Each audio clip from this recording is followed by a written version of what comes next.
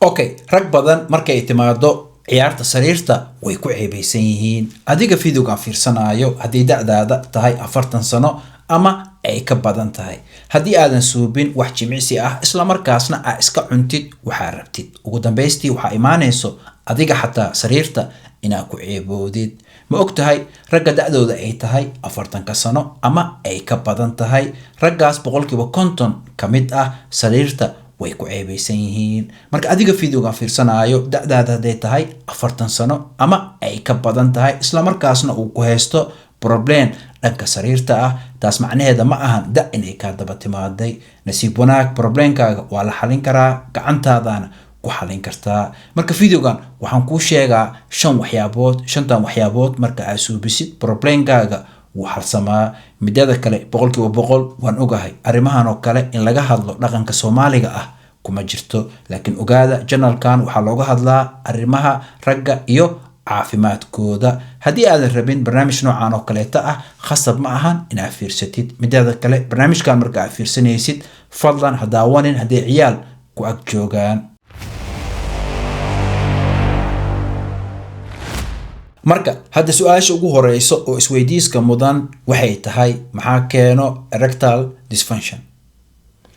dysfunction waxa keeno ama waxa ugu horeeyo oo keeno waxa uu yahay wareega dhiigga oo xumaado waa ogahay qaar badan waxa isleedihiin arintan iyo wareega dhiigga maxaa isku xiray fiiri xubintaada taranka inay shaqeyso waxay u baahan tahay dhiig badan xubintaada taranka markay kor u istaagayso taas macnaheedu waxay tahay meesha waxa soo galay dhiig badan xubintaada taranka inay kor u istaagto ay shaqeyso waxay u baahan tahay 6 jibaar dhiig ka badan marka ay normalka tahay marka wareega dhiigga iyo shaqeynta xubintaada taranka way isku xiran yihiin haddii meesha dhiig uu soo gaarin markaas xubintaada taranka ma shaqeynayso ama sidii la rabay ma u shaqeynayso marka badanaa wareega dhiigga inuu xumaado iyo inuu fiicnaado waxay ku xiran tahay qofka lifestyle-kiisa tusaale ahaan haddii da'daada tahay 40 sano ama ay ka badan tahay isla markaas wax jimicsi ah aadan suubin waxa rabtidna aad iska cuntid markaas waa jiranay oo halboolayaashaada ama xididadaada dhexdooda waxa ku abuurmaya subagaasna wuxuu keenaa in dhiigii si fiican uu wareegi waayo markaasna waxa imaanayso sariirta inaad ku xumaatid firi marka waxa rabtay iska cuntid waxa kugu dhacayo cholesterol waxa kugu dhici karo diabetes waxa kugu dhici karo dhiigkar waxyaabahaas oo dhan waxay keenayaan wareega dhiigaaga inuu xumaado marka wareega dhiigaaga inuu fiican yahay ama inuu xun yahay waxay ku xiran tahay adiga lifestyle-kaaga macquul ma ahan inaad iska fadhiisid oo waxba aadan qaban isla markaasna sanadba sanadka ka dambeeyo ay da kugu darsanto da'da waxba ma ka qaban kartid laakiin caafimaadkaaga badanaa gacantaada ayuu ku jiraa marka hadaa rabtid xanuunadii aan kuu soo sheegay inaad ka hortagtid waxa ku qasban tahay waxa cunaysid inaad iska fiirisid jirkaaga waa inuu helaa nafaqooyinka uu u baahan yahay waa inuu helaa proteinka uu u baahan yahay waa inuu helaa fatska uu u baahan yahay waa inuu helaa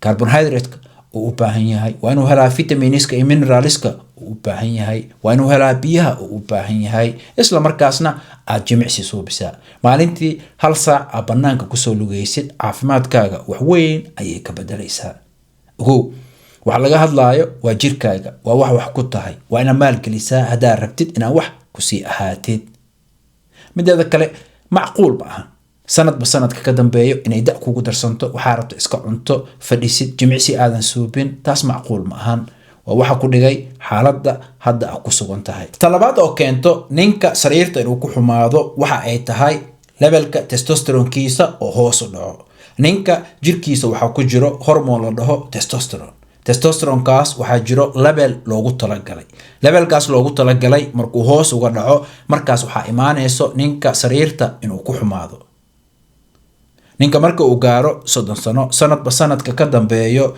levelka testosteronkiisa hoos ayuu dhacaa laakiin nasiib wanaag hoos u dhacaas adiga gacantaada ayuu ku jiraa xawaaraha uu ku soconayo tusaale ahaan hadaa jimicsi suubisid raashinka cunaysid aad iska fiirisid qaasatan aad cuntid raashin aad ka helaysid dufan fiican uu jirkaaga u baahan yahay jirkaaga uu helo vitaminiska iyo mineralska uu u baahan yahay stresska aad iska ilaalisid habeenkiina aad si fiican u seexatid markaas waxa imaanayso levelkii testosteronkaaga adoo 30 sano ka weyn inuu joogo meeshii loogu talagalay. laakiin hadaa waxaa rabta iska cuntid jimicsi aadan suubin habeenkii aad dhafartid markaas waxaa imaanayso levelka testosteronkaaga inuu aad hoos ugu dhaco. ogow dabiiciyan ama natural ninka marka uu gaaro 30 sano levelka testosteronkiisa sanadba sanadka ka dambeeyo hoos u dhacaa haddii aadan suubin jimicsi. haddii aad cuntid waxa aad rabtid habeenkii dhafartid markaas hoos u dhacaas xawaaro badan ayuu ku soconaa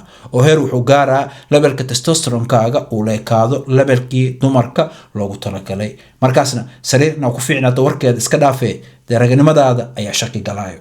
ta saddexaad oo keento ninka inuu sariirta ku xumaado waxa ay tahay ninka oo suubin wax jimicsi ah isla markaasna iska cuno waxa uu rabo intuu rabana ka cuno. ma arkaysin waxaan waa isku soo laalaabanayaan wax walba waxay ku soo biishubanayaan jimicsi iyo raashinka.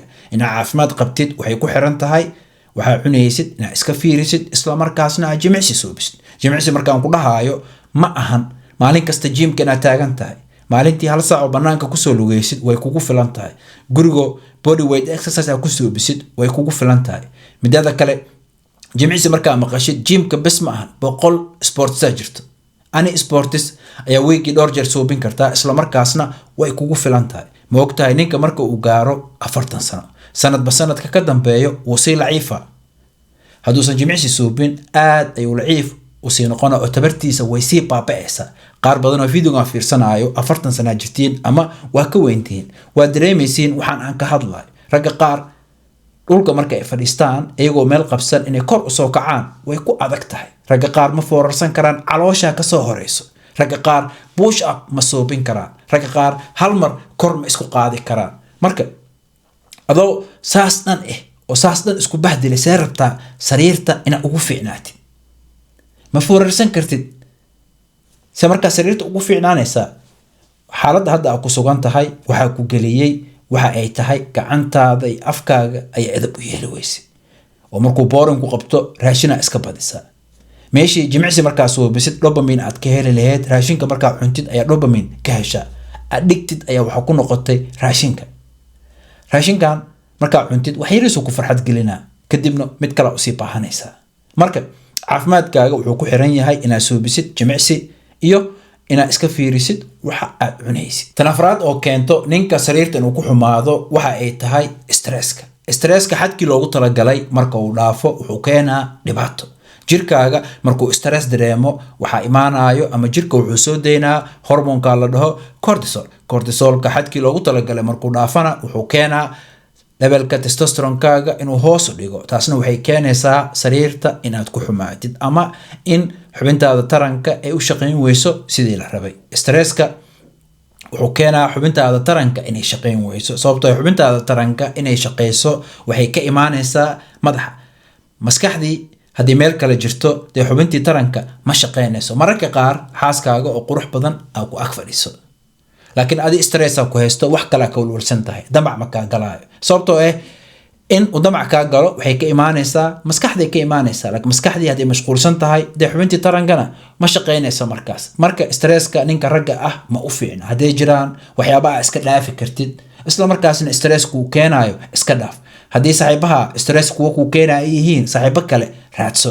marka stresska guud ahaan ninka ragga ma u fiicno. haddii waxaas stresska ku keenayana suurtagal ay ku tahay inaad ka fogaatidna ka fogow. tashanaad oo keento ninka inuu sariirta ku xumaado waxa ay tahay addictionka. tusaale ahaan sigaarka oo kale ama daawashada filimada galmada. ma ogtahay sigaarka sanbabaha bes ma u darna maadooyinka sigaarka ku jiro sida nicotine iyo carbon monoxide waxay dhibaato gaarsiinayaan xididadaada markay dhibaato gaaraan waxa halaabayo ama saameyn ay ku imaanaysaa wareegga dhiigga. taasna waxay si toos ah u saameynaysaa inaad ku xumaatid sariirta. markay timaado addictionka dhaqanka Soomaaliga ah addictionka jira ma u aqoonsana. markay timaado daawashada filimada galmada ama markuu qofka addicted ku noqdo daawashada filimada galmada markaas macnaheedu waxay tahay qofkaas wuu jiran yahay. tusaalan ku siinaa qofkan marka uu bilaabayo si sahlan ayuu ku bilaabaa marka ka dambeeyo jirkiisa wuu la qabsanaa. marka dambe maxaa imaanayo jirkiisa inuu dopamine soo daayo waxaan marka uu fiirsado uu gacantiisa isticmaalo. ragga qaar xaasasay leeyihiin xaaskooda farxadda ay ka helaan iyo farxadda ay ka helaan waxaan markay fiirsadaan oo gacantooda isticmaalaan waxaa badan markay fiirsadaan waxaan oo gacantooda isticmaalaan. taas maxay keenaysaa qofka xaaskiisa markuu u tago xubintiisa taranka ma shaqeynayso sababtoo ah maskaxdiisa already waxay la qabsatay daawashada waxaan, maskaxdiisana waxay dopamine soo daynay waxaan marka uu daawado. markaas qofkaas wuu jiran yahay. nin ragoo ilaahay kaa dhigay nin kale iyo naag kale wax isla suubinayo ayaa daawanaysaa, taasaa ku farxad gelinayso, markaasaa gacantaada isticmaalaysaa. waa jiran tahay. waxa u horeeya aad u baahan tahay inaad suubisid waxa ay tahay inaad aqbashid inaad jiran tahay oo problem uu ku haysto. addictionka wax fudud ma aha, si sahlan ma la iskaga dhaafi karo, laakiin haddaad rabto waxaan inay kaa baaba'aan waa inaad raadsataa wax kale oo caafimaad darro kuu keenaynin, isla markaasna aan dambi ahayn, oo markaas suubisidna jirkaaga uu ka helaayo dopamine. tusaale ahaan sportska oo kale, tusaale ahaan aniga jimka waxaan u aadaa dopaminekaas aan ka helaayo. waxaa addicted ku noqday jimicsiga marka aan suubiyo jirkeyga dopamineka uu soo daynayo. adigana hadda waxaasoo kale ama daawashada filmada galmada aad addicted ku tahay, bal raadso wax kale oo caafimaad ah isla markaasna dhib kuu keenaynin, oo markaas suubisidna farxad aad ka helaysid. taas waxay ka caawinaysaa problemkan ku hayso inaad xalisid. waan ogahay qaar badan oo videogan fiirsanayo waxay isleeyihiin waxaan dhan uu Marooley Master suubina dhahay yaa suubin karo, maalin kasta yaa raashinka iska fiirin karo, maalin kasta yaa jimicsi suubin karo. problemkeena waxaa xalinayo Cialis iyo Viagra. problemkaaga si ku meel gaar ah daawooyinkan way u xalinayaan. Cialis iyo Viagra waxay xalinayaan calaamadaha bes, laakiin problemka wixii keenay ma xalinayaan. daawada sideedaba symptomska ay xalisaa ama ay baabi'isaa, laakiin problemka wixii keenay badanaa ma xaliso. haddii aad rabtid problemkan wixii keenay inaad xalisid, waxaa ku qasban tahay nasiib darro inaad suubisid wixii aan ku soo sheegay. asxaabta video inta ka bixin, adiga videoga fiirsanayo haddaad rabtid coach diyaar aan ku ahay, coach waan kuu noqonaa. ani markaan ku leeyahay coach aan kuu noqonaa macnaheeda ma ahan barnaamij inaan kuu soo suubiyo oo kuu soo diro oo meeshaas iskugu keen dambeynayso. processka dhan waa kula soconaa, wax walba anaa soo diyaarinayo. wixii kugu adkaado waan kaa bedelaa, wixii khaladid anaa saxaayo. adiga waxaa lagaa rabaa suubis iyo inaad warbixin isoo siisid. marka haddaa shaqo diyaar u tahay, daacadna ay kaa tahay, isla markaasna aad rabtid isbedel inaad suubisid, ila soo xiriir. waxay igala soo xiriirtaa emailkan. balan waayo gacno furan ayaan kugu soo dhaweynaa. aad iyo aad mahadsantihiin daawashada videogaana daawateen. hadday jiraan waxa igaga fikir duwan tihiin commentiga igu soo qora. mahadsanadiin. waxaa noo balana videogan videoga ku xigo. balanteen waa caafimaad iyo muruq.